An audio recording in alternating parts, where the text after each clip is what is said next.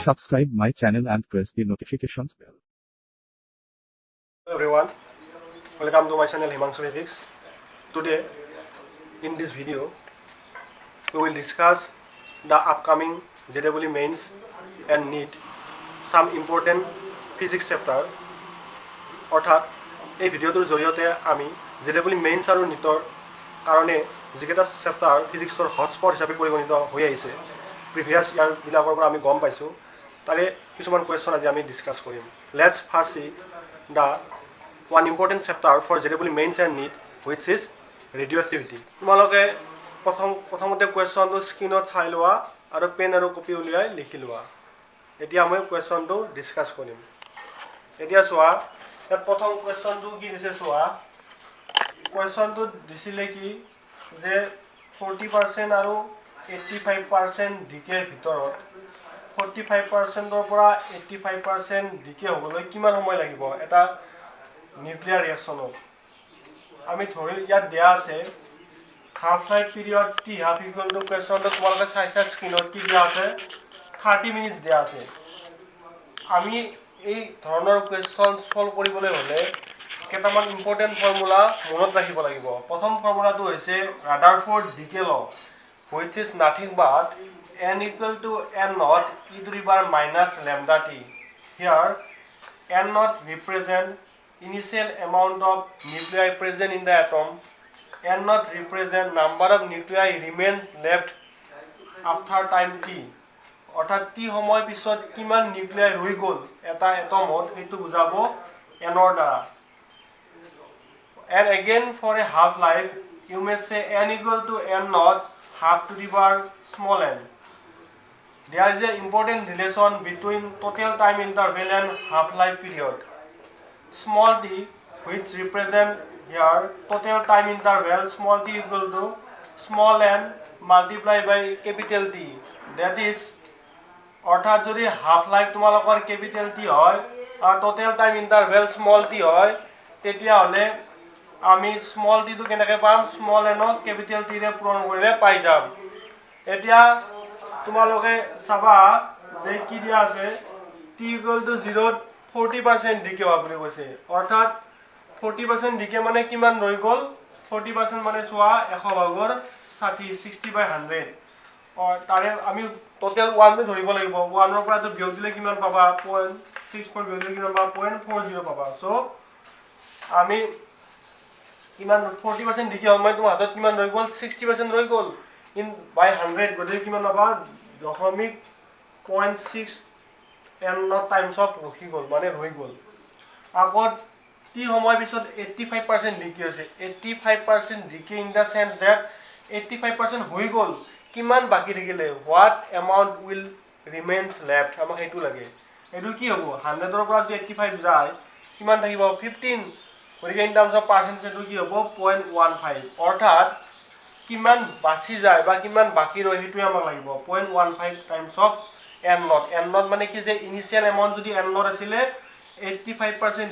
Decay হোৱাৰ পিছত কিমান ৰৈ গ'ল 0.15 ৰৈ গ'ল। এতিয়া চাবা আমি যদি এইটো ইকুৱেশ্যন ফলো কৰো n equal to n naught e to the power minus lambda t ইয়াত n naught টো বুজাই থাকে ইনিশিয়াল আৰু ক্যাপিটাল n টো বুজাই ফাইনাল। আমাৰ কুৱেশ্যনৰ মেইন ফোকাস পইণ্টটো আছিল 40% ৰ পৰা 85% হ'বলৈ কিমান এমাউন্ট অফ টাইম ৰৈ যাব কিমান এমাউন্ট অফ টাইম লাগিব মানে টোটাল টাইম। তেতিয়া হলে এই কেছটোৰ কাৰণে 40% টো হ'ব ইনিশিয়াল n naught আৰু 85% টো হ'ব ফাইনাল n। গতিকে আমি প্ৰথমতে কি পাম ক্যাপিটাল n এটো যেটো ফাইনাল ইয়াত কি পাম 0.15 n naught আকৌ এটো n naught মানে ইনিশিয়াল কিমান আছে কেছটোৰ কাৰণে এটো initial t equal to 0.6 times of n naught equal to সূত্ৰৰ মতে কি পাম half to the power small n half to the power n for half এর কাৰণে এটো ইকুৱেশ্যন আহে। এটা তোমালোকে চাবা আমি 0.15 টো পিনি আছে আৰু এটো পিনি লৈ গৈছো লৈ সিম্পলিফাই কৰিছো। After simplifying we get value of n equal to দহলে আমি পাৱাৰ কৰিছো 1/4 square half to the power n equal to 2 পাইছো। অৰ্থাৎ n equal to কি বুজাইছে স্মল n টো যে এইটো ডিকেট কিমানটা হাফ লাইফ সোমাই আছে number of half life period দুটা সোমাই আছে আৰু আমাক লাগে total time interval small tea তেতিয়াহ'লে আমি এইটো সূত্ৰলৈ গুচি যাম টোটেল টাইম যদি আমি উলিয়াব লাগে তাক কিহেৰে গুণ কৰিব লাগিব হাফ লাইফ পিৰিয়ডক নাম্বাৰ অফ হাফ লাইফ পিৰিয়ডে গুণ কৰিব লাগিব চ' আমৰা ভ্যালু পালো 2 আৰু ক্যাপিটাল টি ভ্যালু আমাক দিয়া আছে টি হাফ মানে capital T half life 30 minutes এটা হাফ লাইফৰ ডিউৰেশন কিমান 30 মিনিট ইয়াত কিমানটা হাফ লাইফ পালো দুটা 30 টোটাল কিমান হ'ব 60 দ্যাট ইজ 2 গুণ 30 2 গুণ 30 আমি কি পাম 2 গুণ 30 60 মিনিটস গতিকে 40% আৰু 85% ডিকে ভিতৰত কিমান টাইম লাগিব বা 40% ৰ পৰা 80% ডিকে হ'ব টোটাল টাইম আমাক কিমান লাগিব the time required for 40% to 85% decay is 60 minutes. So, your answer will be 60 minutes. এতিয়া তোমালোকে স্ক্ৰিনত কুৱেশ্যন নাম্বাৰ 2 টো আহি গৈছে এইটো নিট 2015 ত আহিছিলে মই কুৱেশ্যনটো ইয়াৰ পৰা সাইড মাৰ্কক বুজাই দি আছো কুৱেশ্যনটোত কি কৈছে a nuclei of uranium decay at rest into nuclei of thorium and helium এইটো যে এটা ইউৰেনিয়াম নিউক্লিয়াছ ডিকে হৈছে ডিকে হৈ থৰিয়াম প্লাছ হিলিয়ামলৈকে কনভাৰ্ট হৈছে তোমালোকে মন কৰিবা আমি যেনেকে ফাৰ্ষ্ট ইয়াৰত ডিসকাস কৰিছিলো নিউটন থাৰ্ড লটো ডিসকাস কৰিছিলো যে এটা যদি গান আৰু বুলেট থাকে গানটোৰ পৰা বুলেটটো যেতিয়া ওলাই যাব বুলেটটো যিমান মোমেন্টামেৰে এটা দিশত ওলাই যাব তাৰ অপোজিট দিশত কি হ'ব গানটো উভতাই পঠাই দিব অৰ্থাৎ দুটাৰে মোমেন্টামটো কি হয় একে থাকে খালি ডিৰেকশনটো অপোজিট হয়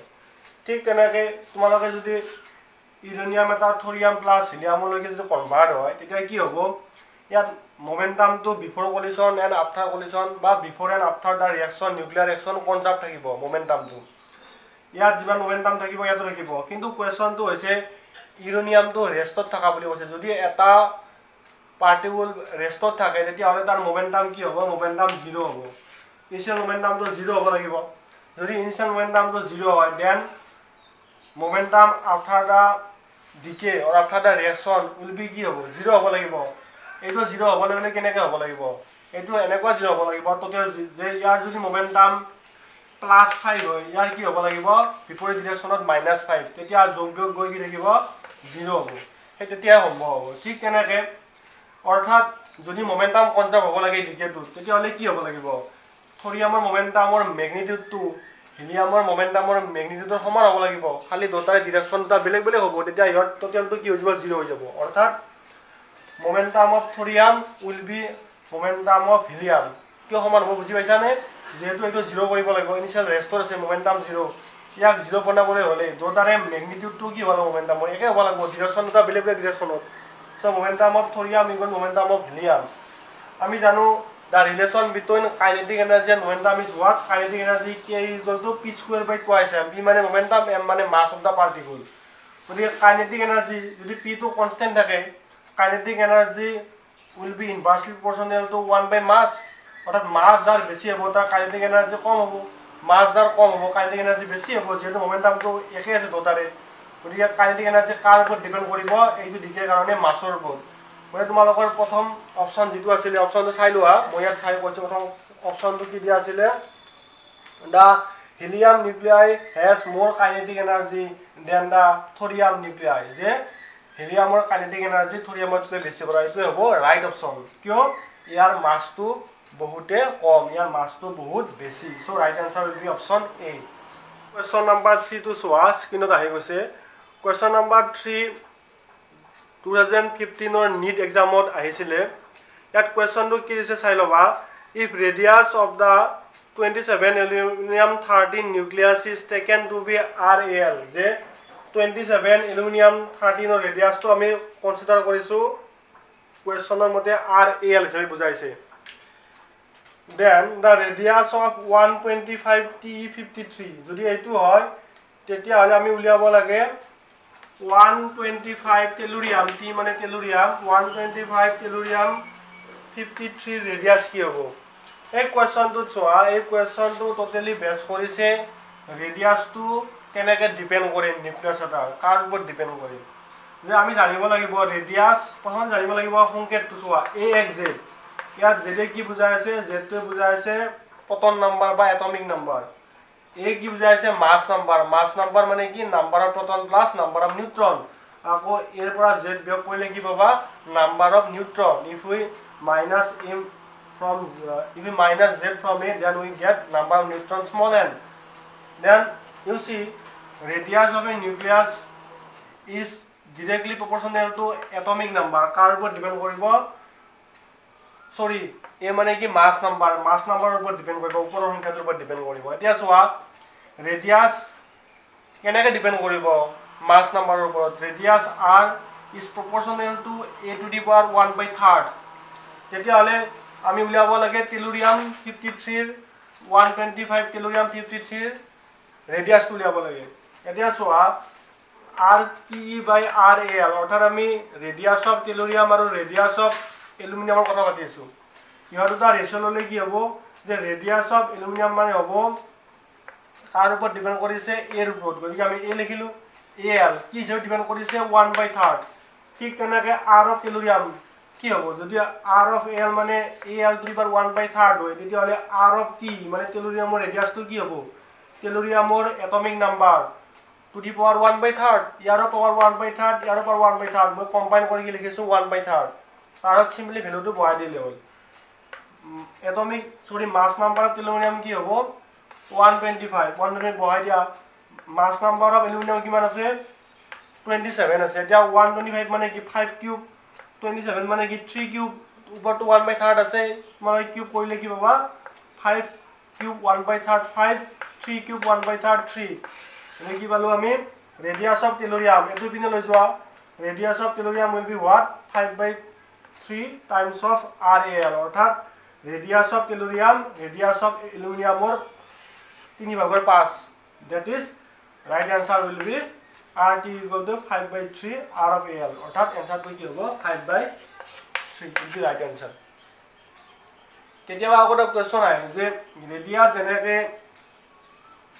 মাস নাম্বাৰৰ ওপৰত ডিপেন্ড কৰিছে নিউক্লিয়াৰ এটা কিন্তু এটম এটাৰ ডেনসিটিটো বা নিউক্লিয়াৰ এটাৰ ডেনসিটিটো কিন্তু এটমিক মাস নাম্বাৰৰ ওপৰত ইন্ডিপেন্ডেন্ট হয় মাস নাম্বাৰৰ ওপৰত ডিপেন্ড নকৰে ৰেডিয়াসটোহে কৰে তোমাৰ যদি ডেনসিটিৰ কথা সুধে then density does not depend upon the mass number of a nuclei etu mon rahiba তোমালোকে question number 4 to 6 2014 ত আহিছিলে না binding energy per nucleon of 7 lithium 3 and 4 helium 2 nuclei are 5.60 mega electron volt and 7.06 mega electron volt respectively in the nuclear reaction to কি দিয়া আছে তোমালোকে চাই লোৱা কোৱেশ্চনটো 7 Li3 lithium plus 1 H1 you are given 4 Hc2 plus 4 helium 2 plus Q মানে energy released এটা সুধিছে তোমাক in this nuclear reaction the value of energy Q energy কিমান ৰিলিজ হৈছে তাৰ ভ্যালুটো দিছে এইটো binding energy per nucleon পৰা দিয়া আছে এটো সিম্পল আমি কেনেকৈ উলিয়াম চাবা এটো প্ৰথমতে আমি উলিয়াম যে আমাৰ ইয়াত হিলিয়াম নিউক্লিয়াৰ এটা দিয়া আছে এটা দুটা দিয়া আছে আৰু হিলিয়ামৰ কাৰণে তোমালোকক দিয়া আছে নাম্বাৰ অফ নিউক্লিয়াই আমি পাম 2 পূৰণ 4 পূৰণ 7.06 minus 7 পূৰণ 5.60 এটো কৰে তোমালোকে কি ভ্যালু পাই যাবা অৰ্থাৎ ইয়াৰ যেটো বাইন্ডিং এনাৰ্জি তাৰে পৰা ইয়াৰ এনাৰ্জিটো বিয়োগ কৰি দিলে আমি কি ভ্যালুটো পাই যাম ইয়াত একে আছে হিলিয়াম দুটা আছে গতিকে মই 2 লৈ লৈছো এটা হিলিয়ামৰ কোৱেশ্চনটো দিয়া আছে বাইন্ডিং এনাৰ্জি পাৰ নিউক্লিয়ন তোমালোকক কিমান দিয়া আছে এটা হিলিয়ামৰ কাৰণে দিয়া আছে কিমান এটা হিলিয়ামৰ কাৰণে দিয়া আছে 7.06 respectively গতিকে এটো মই পূৰণ কৰি দিছো মাইনাস মই কি কৰিব লাগিব মাইনাস মই কৰিব লাগিব লিথিয়াম আহিব লাগিব এটা লিথিয়ামৰ কাৰণে কিমান দিয়া আছে লিথিয়ামৰ কাৰণে দিয়া আছে 5.06 গতিকে 7 পূৰণ 5.06 কৰিছো এটো যদি তোমালোকে সলভ কৰা এনসাৰটো কিমান পাবা এনসাৰটো যদি মই 17.3 mega electron volt 17.3 mega electron volt মই পাই যাম অৰ্থাৎ ইয়াত চাৰিটা আঠটা নিউক্লিয়াৰ আছে যে 4 2 গুণ 8 ইয়াত কেইটা আছে ইয়াত আছে 7টা নিউক্লিয়াৰ আছে টোটাল কিমান আছে বাইন্ডিং এনাৰ্জি পাৰ নিউক্লিয়াৰ মানে কি প্ৰটন নিউট্ৰন 7টা আছে টোটাল গতি 7 এৰি এটাৰ কিমান এনাৰ্জি 5.0 স্পন কৰিছো মই আৰু 181 ৰ কাৰণে আমি ইয়াৰ একো ধৰা নাই The answer will be 17.3 Number 5 to soa question number 5 to aisile AI PMT 2014 aisile eto solve kori saba ya dia ase ki a radio isotope X with a half life 1.4 10 to the power 19 years decay to Y which is stable. A sample of the rock from a cave was found to contain X and Y in the ratio 1:7. The age of the rock is my rock to boya hodise ami amak jase ki soa question to pabai nalaga X or pura Y hoise decay hoise X or pura Y X to Y hoise so question that sign hoise data khani tar bisot X or half life period dia ase amar kiman 1.4 puron 10 to the power 19 years dia ase আকৌ কৈছে x আৰু y যেতিয়া আমি কেইটা পালো in the ৰেশিও 1:7 পাইছো 1:7 পাইছো এতিয়া হলে যদি দুটা ৰেশিও 1:7 হয় ই কিমান এমাউন্টত থাকিব টোটাল হল 1 + 7 8 মানে ইয়াৰ অংশ হ'ব x ৰ 8/1 এটা কেপটো পাইছিলো ইয়াৰ কিমান হ'ব যদি ৰেশিও 1:7 হয় যদি দুটা বস্তু ৰেশিও 1:7 হয় then amount of y will be what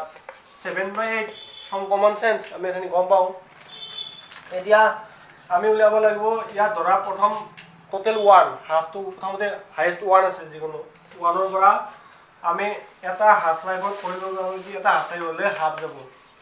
next half লাইফত কি হ'ব 1/4 আমি কি হ'ব লাগিব টোটাল যদি 1 থাকে তাৰে পৰা 1/8 কৰিব লাগিব 1 1/4 1/2 1/4 then we get 1/8 অৰ্থাৎ টোটাল ইনিশিয়াল এমাউন্ট আছিল 1 তাৰে পৰা ডিকে হৈ কিমান হৈছে 1/8 কেইটা হাফ লাইফ লাগিলে এৰে পৰা ইয়ালৈকে এটা then 1 that is total number of half life will be what 3 আমাৰ তিনটা হাফ লাইফ লাগিব ইয়াৰ যে তিনটা হাফ লাইফ আমাক লাগে এতিয়া হলে এটা হাফ লাইফৰ টাইম পিৰিয়ড কিমান এটা হাফ লাইফৰ টাইম পিৰিয়ড তোমাক দিয়া আছে x ৰ এটা হাফ লাইফৰ টাইম পিৰিয়ড 1.4 পুৰণ 10 to the power 19 ইয়াৰ গতিকে প্ৰথম যদি 1 আছিল 1 ৰ পৰা ডিকে হৈ x to 1/8 হ'লে কিমান সময় লাগিব আমাক 3 পুৰণ এটা হাফ লাইফৰ টাইম পিৰিয়ডটো দিয়া আছে 1.4 পুৰণ 10 to the power 19 ইয়াৰ্স মানে 14 3 গুণ 42 42 4.20 10 to the power 19 ইয়াৰ্স গতিকে আমাক যে কোৱেশ্চনটো সুধিছিলে the age of the rock is ৰকটোৰ বয়স কিমান হিলটোৰ বয়স হ'ব 4.20 10 to the power 19 ইয়াৰ্স এটো বুজি পালানে কেনেকৈ কৰিলো আমাক টোটাল টাইমটো সুধিছিলে তো total time small d equal to number of half life কিমানটা হাফ লাইফ ঘুমাই আছে ডিকেটোত কিমানটা হাফ লাইফ ঘুমাই আছে তিনটা পুৰণ কি কৰিব লাগে টি হাফ মানে কি হাফ লাইফ পিৰিয়ড এটা হাফ লাইফত কিমান ইয়াৰ 1.4 পুৰণ 10 to the power 19 so total সময় কিমান লাগিব যদি আমি ইনিশিয়ালি 1 থাকা বুলি ধৰো 1 ৰ পৰা 1/8 পাবলৈ 1 ৰ পৰা হাফ 1/4 1/8 অৰ্থাৎ 1 ৰ পৰা 1/8 পাবলৈ এটা দুটা তিনটা হাফ লাইফ লাগিব গতিকে এটা হাফ লাইফত কিমান আছে তিনটা হাফ লাইফত কিমান লাগিব 4.20 10 to the power 19 ইয়াৰ্স এতিয়া তোমালোকে চোৱা আমি কোৱেশ্চন নম্বৰ 6 টো ডিসকাস কৰিম কোৱেশ্চন নম্বৰ 6 টো AIPMT 2013 ত আহিছিলে এটো AIPMT 2013 ত আহিছিলে কোৱেশ্চনটো কি দিছে চোৱা a certain mass of hydrogen is changed to helium by the process of fusion processor জৰিয়তে helium এটা কনভাৰ্ট হৈছে হাইড্ৰোজেনলৈকে the mass defect in fusion reaction is 0.02866 U means 1 atomic mass unit the energy liberated per U is আমাক দিয়া আছে 1 U value 931 MeV অৰ্থাৎ আমি যদি মাসক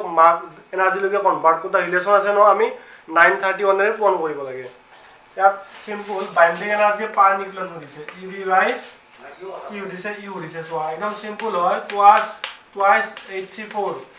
number of nucleon by number of proton plus number of neutron হিলিয়ামৰ কাৰণে number of nuclear কিমান হ'ব 4 হ'ব গতিকে আমি কেৰে হৰণ কৰিম তলত 4 দেই ইয়াত লাগিলে বাইন্ডিং এনাৰ্জি মানে কি ডেল্টা এম সি স্কয়াৰ অৰ্থাৎ আমি আমাক যদি মাছ ডিফেক্ট দিয়া থাকে তাক আমি কেৰে পূৰণ কৰিব লাগিব 931 1 ইৰ ভ্যালু কিমান দিয়া আছে 931 এর পূরণ করলে এই মাস ডিফেক্টটো এনার্জির ইকুইভ্যালেন্ট হয়ে যায় অর্থাৎ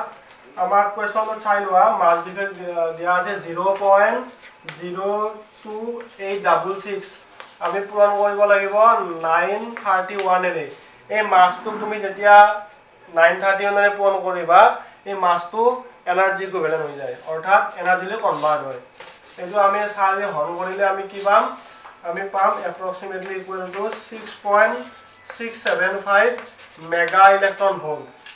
অর্থাৎ তোমালোকে মাস ডিফেক্ট দিয়া থাকিলে তাক 931 এর পূরণ কৰিলে এটো এনাৰ্জি লৈ কনভাৰ্ট হয় আকৌ যদি পাৰ নিউক্লিয়ন উঠে এনেকে কিমানটা নিউক্লিয়ন থাকে হৰণ কৰি দিবা आंसर আহি যাব ইয়াত আমি কিমান পালো 6.675 mega electron volt so your answer will be question option number C 6.675 mega electron volt ইয়াত চোৱা question number 7 টো কি দিয়া আছে A mixture consists of two radioactive material A1 and A2 আমাৰ দুটা radioactive material দিয়া আছে এটা A1 আৰু এটা A2 half life of 20 second and 10 second এটা half life 20 second আনটোৰ 10 second initially A1 ৰ এমন আছিল মিক্সাৰটোত 40 গ্ৰাম A2ৰ 160 গ্ৰাম আমাক সুধিছে after how many time কিমান সময় পিছত মিক্সাৰটোত A1 আৰু A2ৰ এমাউন্টটো একে হৈ যাব মানে 40 আৰু 160 টো একে হ'ব লাগিব কিমান সময় পিছত ইয়াত চোৱা ইয়াত A1 প্ৰথমতে আছিল A1 ৰ হাফ লাইফ 20 সেকেন্ড দিয়া আছে ইনিশিয়াল এমাউন্ট কিমান দিয়া আছে 40 গ্ৰাম A2 ৰ কিমান দিয়া আছে হাফ লাইফ 10 সেকেন্ড আকৌ ইনিশিয়াল এমাউন্ট কিমান দিয়া আছে 160 গ্ৰাম এতিয়া চোৱা আফটাৰ 20 সেকেন্ড মই যদি প্ৰথম 20 সেকেন্ড কাউন্ট কৰো ই আধা হ'ব কাৰণ তো 20 সেকেন্ডত হাফ লাইফ পাই যায় এটা হাফ লাইফৰ আধা হলি কিমান হ'ব 40 আধা 20 আকৌ এই 20 সেকেন্ডত যেহেতু এৰ half life 10 second then A2 will get two half life দুটা half life পালে কি হ'ব এবাৰত 160 ৰ হাফ 80 and 80 ৰ হাফ কি হ'ব 40 গ্ৰাম গতিকে 20 সেকেন্ড পাছত A1 20 গ্ৰাম হৈ গ'ল A2 হৈ গ'ল 40 গ্ৰাম if we increase another 20 seconds যদি আমি আকৌ 20 সেকেন্ড যোগ কৰো তেতিয়া কি হ'ব আকৌ এটা হাফ লাইফ পাই গ'ল যেহেতু A1 ৰ হাফ লাইফ 20 সেকেন্ড 20 ৰ পৰা হাফ লাইফ আধা হৈ যাব 20 গ্ৰাম এই 20 সেকেন্ডত A2 আকৌ দুটা হাফ লাইফ পাব 10 + 2 10 + 10 20 দুটা হাফ লাইফত কি হ'ব 40 গ্ৰাম আছিল এটা হাফ লাইফত হ'ব 20 আৰু এনেটা হাফ লাইফত এটা কি হ'ব 10 অৰ্থাৎ এটো কিমান হ'ব 10 গ্ৰাম হৈ যাব অৰ্থাৎ যে এই 40 এই 20 আগতে 20 আছিল মানে টোটাল কিমান টাইম হ'ল ইনিশিয়ালৰ পৰা 40 সেকেন্ড 40 সেকেন্ডত A1 এ 40 ৰ পৰা 10 গ্ৰাম হৈ গ'ল 40 সেকেন্ডত A2 এ 160 গ্ৰামৰ পৰা 10 গ্ৰাম হৈ গ'ল 10 গ্ৰাম একে হৈ গ'ল অৰ্থাৎ A1 আৰু A2 সেম এমাউন্টত আহি গ'ল then answer will be what the after 40 seconds the amount of A1 and A2 in the mixer will be equal হ'ব answer কি হ'ব 40 seconds আজিলৈ এটা আমি ডিসকাস কৰিলো তোমালোকে যদি প্ৰবলেম এটা ডিসকাস কৰতে কিবা অসুবিধা পাইছা বা বুজি পোৱা নাই মোক কমেন্ট কৰি জনাবা মই বুজাব ট্ৰাই কৰিম আজিলৈ এইখিনি ধন্যবাদ